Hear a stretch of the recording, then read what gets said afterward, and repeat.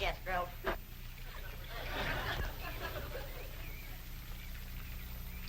Only one bad thing about putting you still here, Granny. What's that? Drysdale place is downwind. The smell of your corn liquor or brewing is going to drive poor Miss Drysdale right out of her mind. She's a drinking woman. How do you know, Uncle Jake? Well, he kind of let it slip out. Remember when we was unloading this from the truck? Yeah? He says to me, what's that? I said, that's a still for making corn liquor. He turned kind of white and trembly, and he says, oh, please don't ever let my wife see that. I reckon she just can't leave the stuff alone. Some folks like that. Terrible. Come to think of it, that's how come she's in Boston. What kind of drinking? Yeah. Miss Hathaway says she goes all over every place looking to get cured. Them city cure's no good. The minute you go to taking it away from them, they want it all the more. I could cure Mrs. Drysdale of her drinking in 2 days. How, Granny? I just tell her she could have all she wanted. When they find out you don't care if they drink, they don't care to drink. That sure would be a blessing. Over here, Ellie, now. No more talk about drinking. Hey, look, everybody. Ella Mae's wearing a dress. How, Mr. Drysdale's in the house to see you. All right. My, ain't she pretty?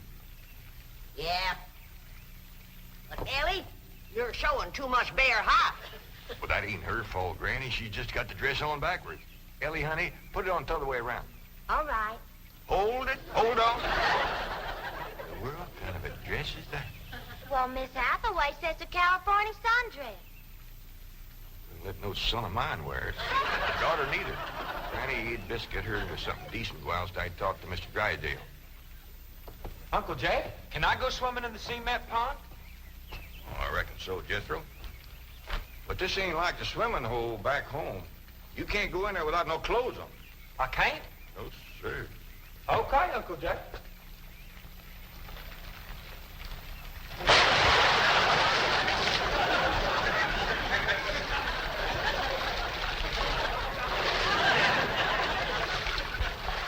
Someday I gotta have a long talk with that boy. Mr. Drysdale's office, Miss Hathaway speaking. Boston. That must be Mrs. Drysdale. No, don't put her on. She'll only make my life Mrs. Drysdale. How are you? How are things in Boston? The doctors here are just as silly as the ones in Beverly Hills. They insist there's nothing wrong with me. They've got me so depressed. I just had to call and talk to my darling. Are you taking good care of him? Oh, yes. As a matter of fact, he's stretched out on the sofa right now having his nap. How sweet. Well, the moment he wakens, you take his temperature and give him some of that flu medicine. What? He's waking now? Oh, marvelous. Put him on. Tell him Mumsy wants to hear his sweet voice.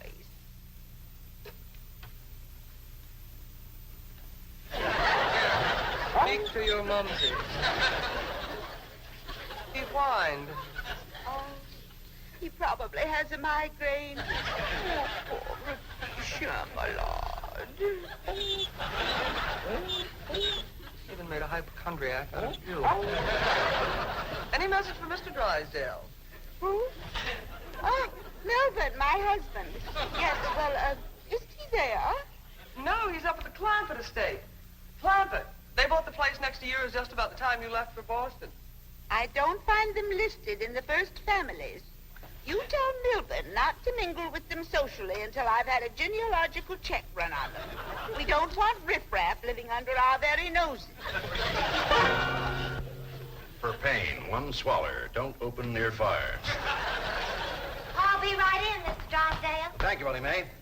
Granny, this is quite an array of medicines you have here. Yep, them's all the remedies I made myself. I wish you'd make something to help my wife. She's a terrible hypochondriac. Oh, What's the hypochondriac? Ellie, you run along now. I'll join you directly. There she goes from doctor to doctor to doctor. Well, I reckon the doctor can't help what's ailing her. Of course they can. It's psychosomatic. But she insists on prescriptions. Oh, I wish you could see our bedroom. Bottles all over the place. I plead with her. I hide the stuff. She always finds it or gets more. You think that's a lot of bottles? You should see my wife after a trip to the pharmacy. Why, she's so loaded she can hardly stagger up the stairs. Sit down, Mr. Drysdale. Set yourself. And she has a dog. A perfectly healthy poodle. Now, would you believe that she Don't tell me. laps it up just like she does? Lord, you're sure toting a heavy burden. Now, maybe I can help you. Now, if she was to think that every time that she was to... You can just wear that barrel till your clothes get dry. What happened to Jethro? Get too close to a skunk? He jumped in the pond with his clothes on. Mr. Drysdale, I'm sorry to kept you waiting. Did Granny tell you about her complaints about the kitchen? Jed, I'm ashamed to mention my piddling troubles to a man bowed down with the misery he's got. You know his wife.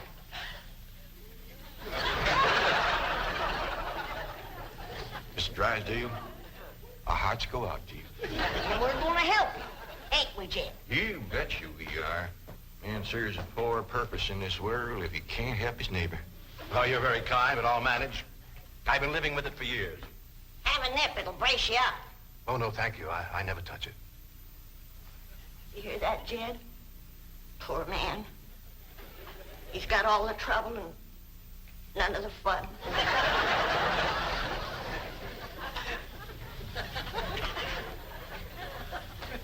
There goes a soft-hearted woman. Yeah. Now, about her complaints. Oh, yeah. Well, for one thing, that electric meat grinder has been giving Granny a heap of trouble. Electric meat grinder? Yeah, listen right here in the dish trough. Oh, it grinds the meat all right, but then you can't find it. It goes down that pipe. Granny lost 2 squirrels and a rabbit in that thing. That's a disposal. You only put things in there that you don't want. Now, Mr. Drysdale, that ain't altogether true. Granny sure wanted them squirrels and that rabbit. And another thing, this here sideways pump don't work at all. We must have carried in a barrel of water to prime that thing, but it just didn't work. Oh, there's another thing. Every once in a while, this little thingamajig here makes a ringing noise like that. There it goes again. Well, that's a telephone. Someone's calling you. I don't hear him. They're calling you on the telephone. Say hello into it. Hello. You have to lift the receiver first. Now say it. Hello. Mr. Clampett? He said my name. Can he see through this thing? No. Mr. Clampett, may I please speak to Mr. Drysdale? Well, they sure can see, or else how would they know you're standing here? That's my secretary. She knows I'm here.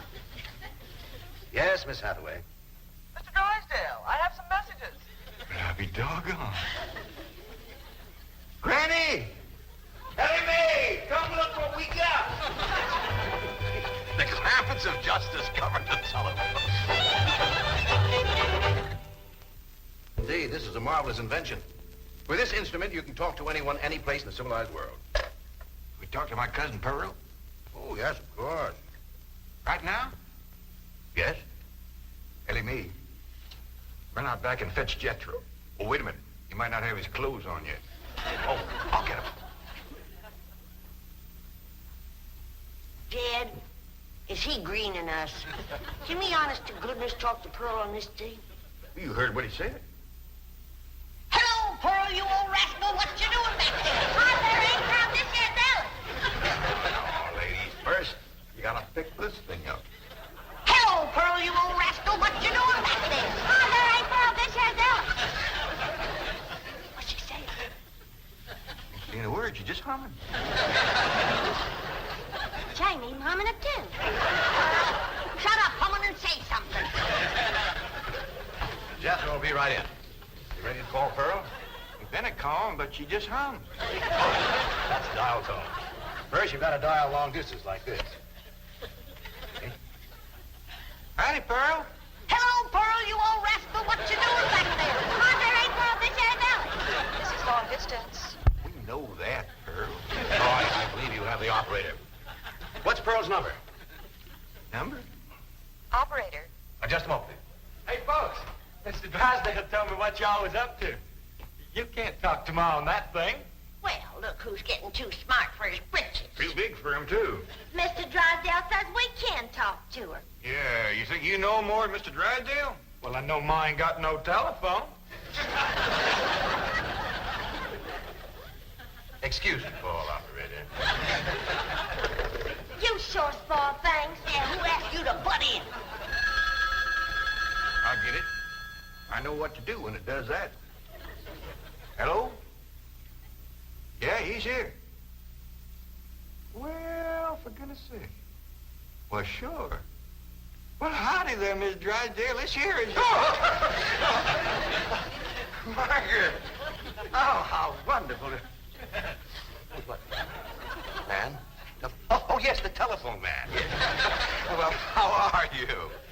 I'm worried, that's how I am. I'm afraid, Milburn, that you've let the wrong kind of people move in next door to us, and I'm dreadfully upset. Now, dear, you mustn't let yourself get into this condition.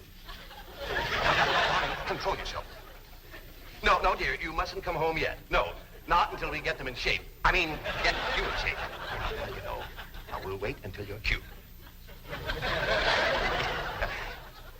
Milburn, I want to meet the Clampetts as soon as possible. Now, when will that be? What about Christmas? Next year. Milburn, this conversation is making less and less sense. Now, I want the truth about the Clampetts, or I'm flying home immediately. Now, Margaret, please control yourself. I don't want you flying. No, please, dear, please, stay on the ground. Dear, why don't you lie down and take a sedative? And I'll call you from the office. All right. Goodbye. I'm sorry, my wife. We understand. Well, I'll see you later. Keep your chin up. Poor man. Don't it just tear your heart out? He is so ashamed of his wife, he don't even want us to meet her. What he says, she won't be cured till Christmas of next year. You gotta help me, Granny. I still say I could cure Mrs. Drysdale in 2 days. Sure be worth a try. If we could get her out here. Kid, misery loves company. And if that poor, miserable woman thought that she had a drinking friend living next door... Granny, you ain't ever down more than a thimbleful in your whole life. I know, kid, but it'd be worth a little white lie to help a neighbor and save a marriage. But how?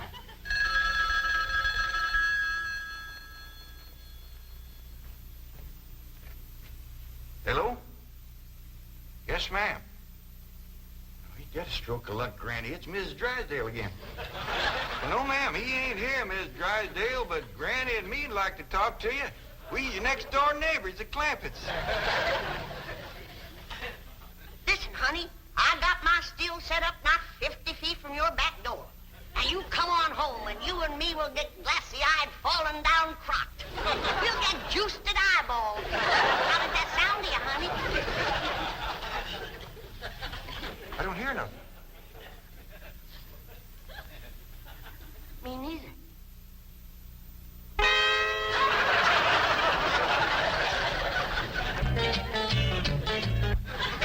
The message I got when I tried to put through your call. She's on a jet, right? Never mind the grisly details. Oh, I am ruined. If Margaret gets one look at those hillbillies next door, she'll leave me. Get my psychiatrist over here. Move over, Claude. I need this more than you do. I know you don't need your psychiatrist. You're looking at the dark side. There is a bright side. Of course. Your wife is an intelligent woman. She'll see that underneath that rough exterior, the Clampetts are basically fine people. Or she may even help them to get socially acclimated. You're right. I don't need my psychiatrist.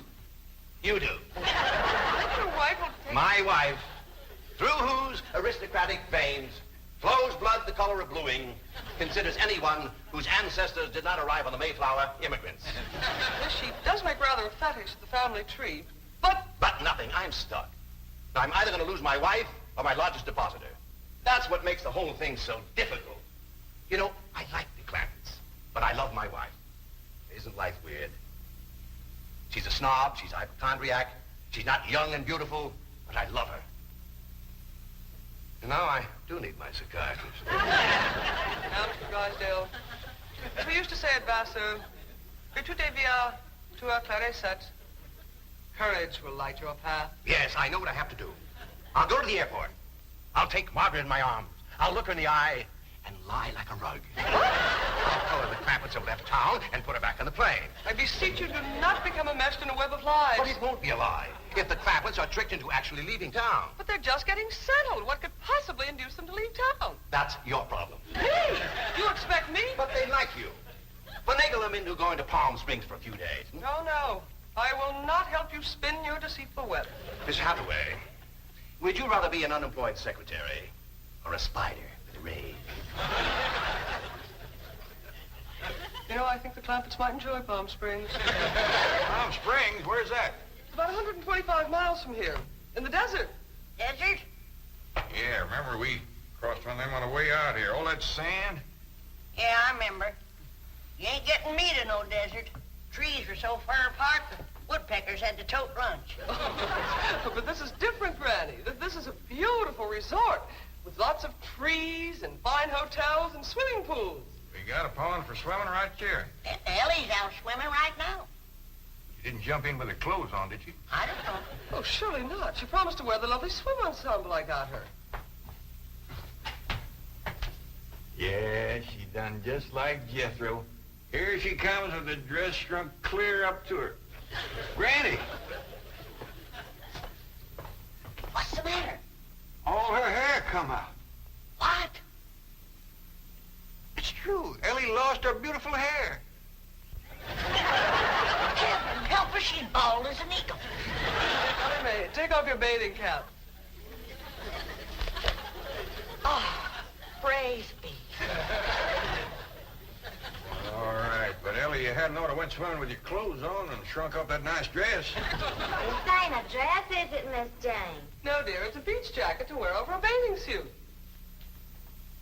Ellie Mae Clampett. Cover up your nakedness, child.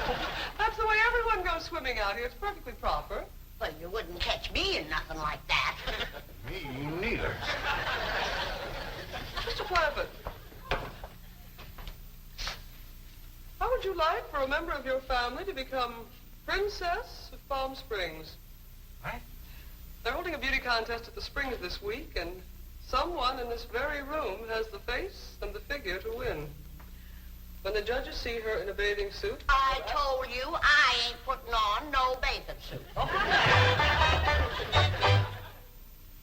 Believe me, Mr. Clampett, this beautiful daughter of yours can win that Palm Springs beauty contest without even trying. Can we go, Pa? I'm sorry, Ellie Mae, but I just don't cotton to the notion of a bunch of strangers gawking at your bare limbs. Besides, we already know you're the prettiest. Why shame all them other girls? Run along and get some clothes on. Yes, sir, Pa. Mr. Clampett, I do wish you would reconsider about going to Palm Springs, even if Ellie Uncle doesn't... Jay, Duke, and... Howdy, Miss Hathaway. Jane to you, Jethro. Well, Jane to you, too. Duke and me's all set to go hunting, ain't we, Duke? Jethro, have you ever hunted in the desert? No, ma'am. No, it's a fascinating place. You might even see a mirage. If there's one there, old Duke will tree it. He's the best hunting dog there is. Well, I love hunting around Palm Springs. You'll all love Palm Springs. They have wonderful hotels. Have you ever stayed in a beautiful hotel suite? No, I ain't, darling. Granny, let's you and me go and leave these two lovebirds alone. And wait, please, let me take you all to Palm Springs. I'll tell you what. Why don't you take Jethro and Ellie Mae and me and Granny will stay here. But then Mrs. Drysdale would see. I mean... Is Drysdale coming home? Is that why you was trying to get us out of town, so we wouldn't meet her? Yes, that is the reason. I'm so ashamed I could die. Yeah, now, don't go to crying about it. The way I look at it, ain't nobody got a right to be ashamed of nobody else. Good Lord made us all, and if we's good enough for him, we sure ought to be good enough for each other. I hold back on them tears. You's among friends. Why, I remember a long time ago hearing a fella say it. He said it just about right. He said, There is so much good in the worst of us and so much bad in the best of us that it don't hardly... Boo! Well, go ahead and bawl. It'll make you feel better. I'll tell you what. If this means so much to you, we'll all pick up and go to them Palm Springs with you. Oh, bless you. Mr. Drysdale will be so happy. I'll go help Billy May pack. I'm telling you, that Miss Drysdale must be a mess. She's gonna need our help, kid. This is a poor time for us to be leaving. Yeah, we gotta help her once we get back. Right now, we gotta respect Mr. Drysdale's feelings. Jethro, you go get the truck ready. Okay, Uncle Jed.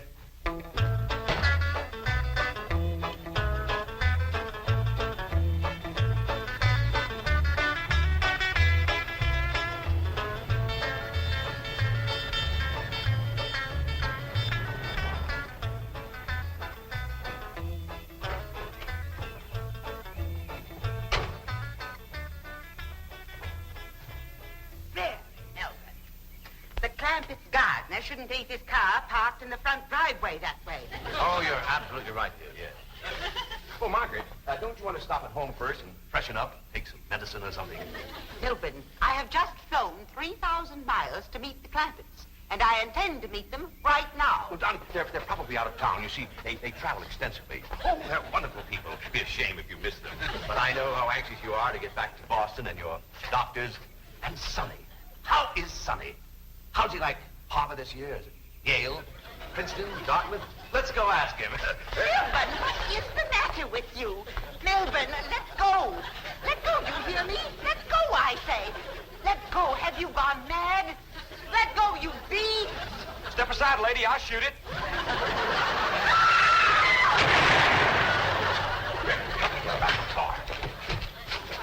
What'd you shoot, Jethro? I think it was a fox. Who's that? My wife. And why aren't you in Palm Springs? Let's get her home as quickly as possible. What's going on? Jethro shot a fox. That's Miss Drysdale, stewed to the gills.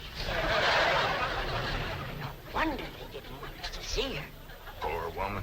You mean poor husband. Yeah. We can't go up to Palm Springs and leave our neighbor at a time like this. That's right. We gotta pitch in and see that his wife gets cured. Uncle Jed, are we going hunting? Might as well. It'll be a while before she sleeps that one off. Well, I hope there's some possum around. These skinny old California foxes ain't worth shooting at.